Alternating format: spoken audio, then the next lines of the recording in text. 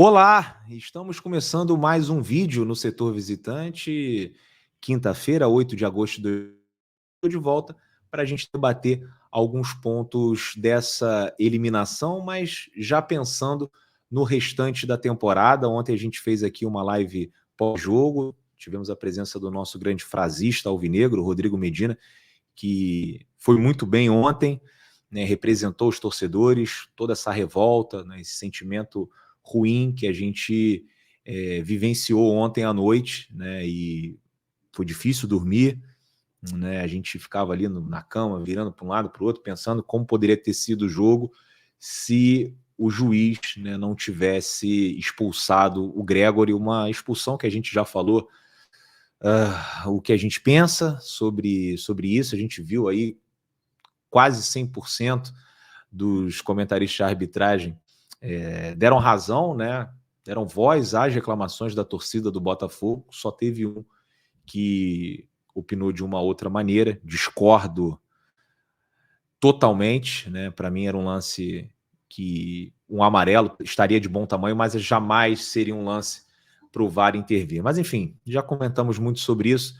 Deixa só pedir aqui o like para vocês, que é muito importante. Assim o YouTube entende que esse é um conteúdo legal e entrega para mais botafoguenses.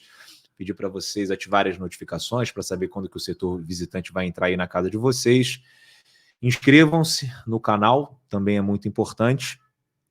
E tem o clube de membros, né, do setor a partir de R$5. Hoje, infelizmente, o Joaquim não vai poder fazer esse vídeo com a gente, nem hoje, e acho que também amanhã ele não vai poder, talvez só volte na semana que vem, tem aí uns problemas pessoais para resolver, mas eu estou aqui sozinho para a gente trocar essa ideia na hora do almoço. Estou gravando aqui 11h27. Eu estava fazendo a live do GE, e a live do GE teve alguns problemas técnicos, né? No YouTube, acho que só rolou até uns 40, 45 minutos. Depois a live caiu, mas a gente continuou gravando no software lá do GE e no Spotify, para quem quiser ouvir depois. A gente continuou gravando, dá para vocês, né, ouvirem tudo sem cortes. Mais tarde aí certamente vai entrar, né, no Spotify, não sei se volta para o YouTube, mas a gente teve um problema técnico, né? Inclusive minha cara ficou travada ali durante algum tempo. E na live do GE eu trouxe um ponto que eu já tinha abordado na live de ontem, mas que eu queria enfatizar hoje, cara, porque eu acho isso gravíssimo.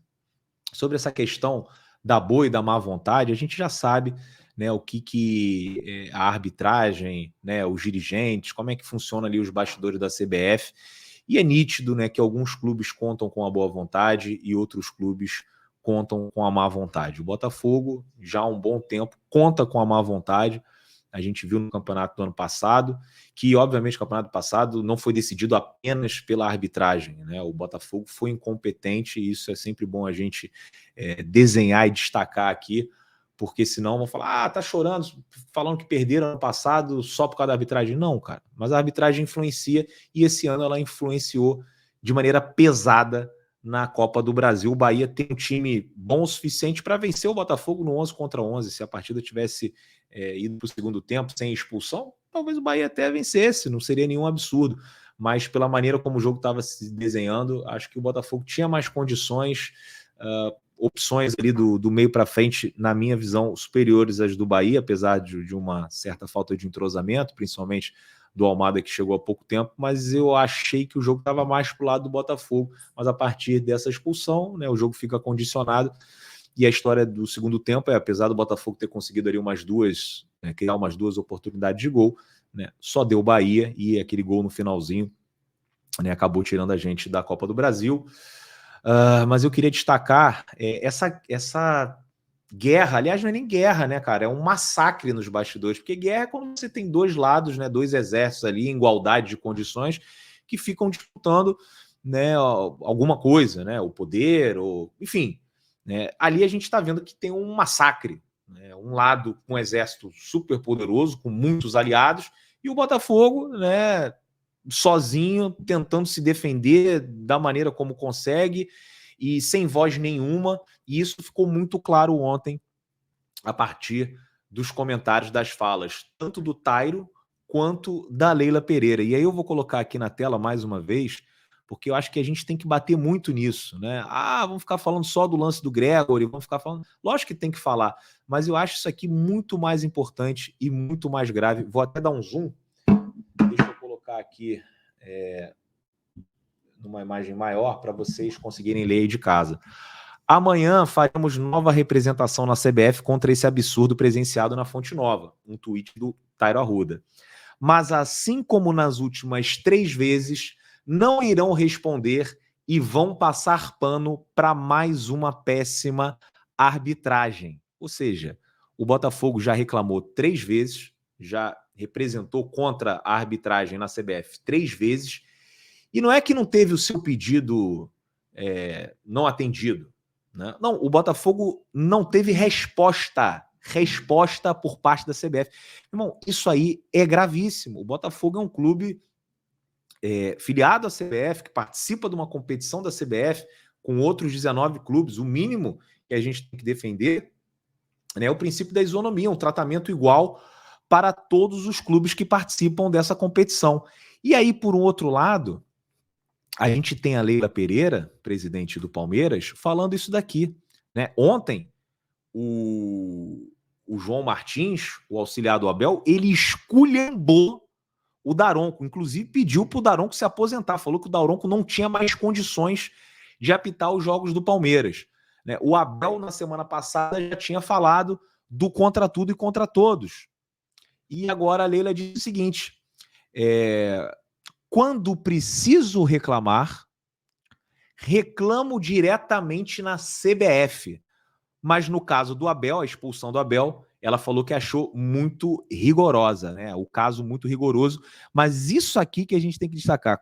Quando preciso reclamar, reclamo direto na CBF. Ou seja, ela tem passe livre para chegar lá na CBF, discutir com o Edinaldo, discutir com o CNM, problemas de arbitragem do Palmeiras, enquanto que o Botafogo não tem essa mesma abertura.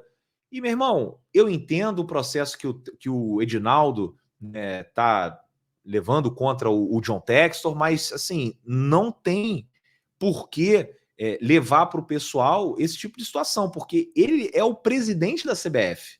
E como presidente da CBF, ele tem que receber, ele tem que cuidar dos clubes da mesma forma. Ele pode até ter um problema com o John Textor depois que ele se resolva na justiça.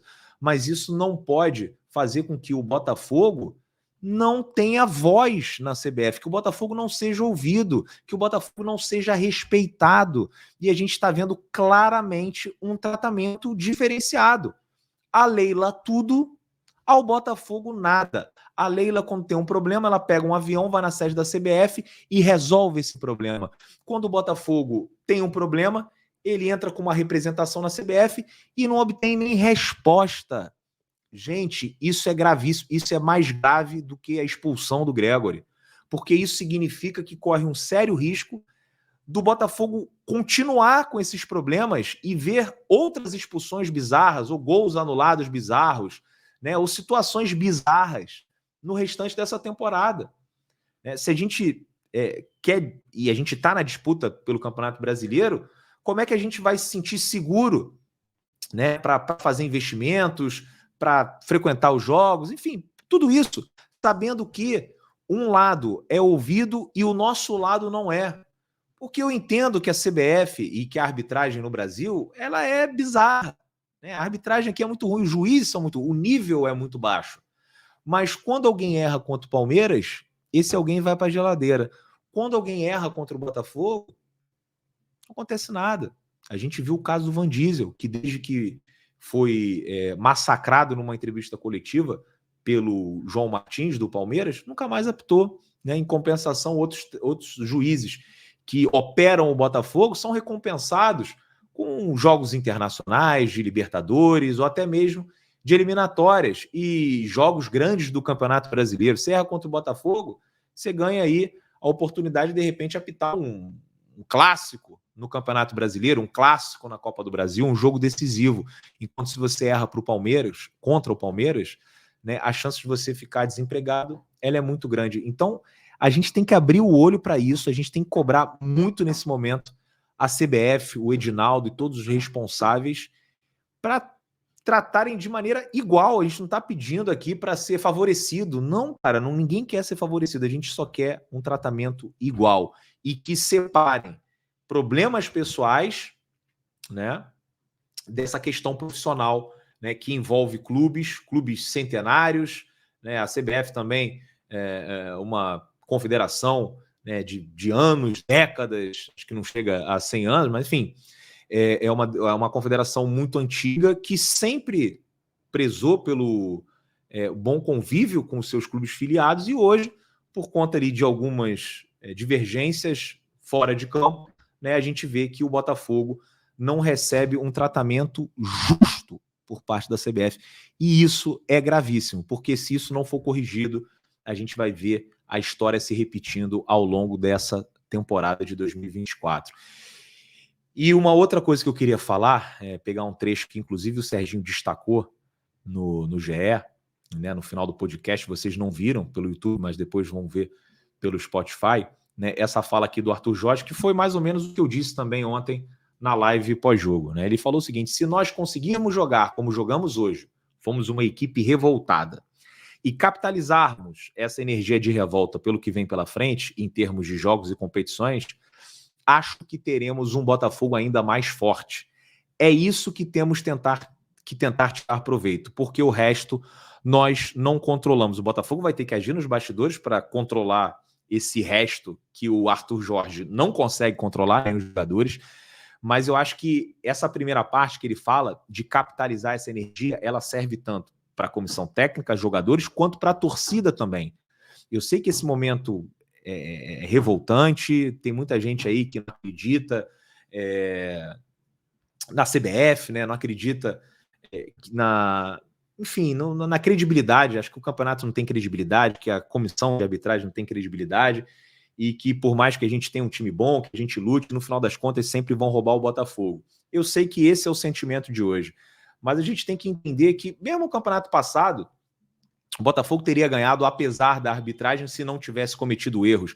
E esse ano a gente pode fazer diferente. A gente vai ter competição internacional, a gente vai ver árbitros internacionais apitando os jogos do Botafogo. Isso já traz um pouco de alento. E no Campeonato Brasileiro, né, temos aí mais 17 jogos até o final, e mesmo com a arbitragem atrapalhando, eu acho que dentro de campo, com a qualidade técnica que a gente tem, a gente consegue dar a volta. Então, não é para sucumbir às adversidades agora, para falar, não dá mais, eu desisto. Não é o momento de desistir. É o momento de capitalizar essa energia, como o Arthur Jorge falou, e voltar mais forte. Usar essa eliminação, essa revolta pela maneira como foi, como combustível para a gente voltar mais forte, sem ficar pensando em derrota. O que passou já ficou para trás. Foi eliminado, já fomos roubados, e isso daí não volta, né? Infelizmente, o que ficou para trás, ficou para trás. Agora a gente tem que pensar no amanhã, no hoje e principalmente no amanhã, nesse jogo contra o Juventude, nos jogos contra o Palmeiras, no jogo contra o Flamengo, e voltar mais forte, ir para o estádio, comprar o barulho do time, comprar o barulho da comissão técnica, né, comprar o barulho do Botafogo e estar lá presente em todos os jogos, apoiando e carregando esse time a um título que vai ser muito difícil, mas eu tenho certeza que se a gente jogar o nosso melhor, se a torcida estiver ao lado do Botafogo, a gente tem grandes chances de levantar uma taça no final do ano. Então não é o momento de desistir, é o momento de usar toda essa frustração, toda essa revolta como combustível, capitalizar tudo isso e voltar mais forte. Voltar mais forte. Juntos, como já dizia lá, acho que na época do Botafogo ali, do Louco Abreu, né, o Botafogo lá de 2010, 2012, juntos nós somos imbatíveis. E somos mesmo, ainda mais quando nós temos um time bom como esse do Botafogo. Tenho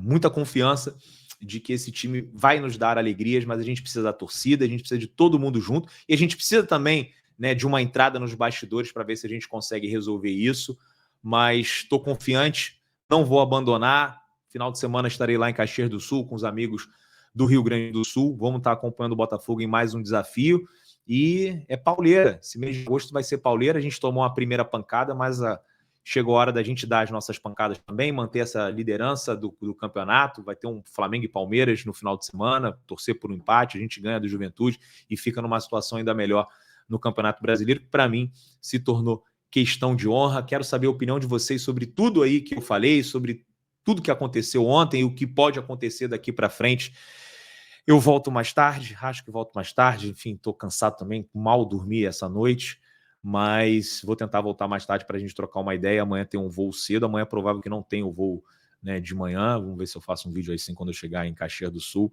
mas a gente vai se falando aqui no Setor Visitante nesses próximos dias que vão ser cruciais aí para o futuro do Botafogo na temporada de 2024. Galera, muito obrigado aí. Depois eu volto, tamo junto, valeu.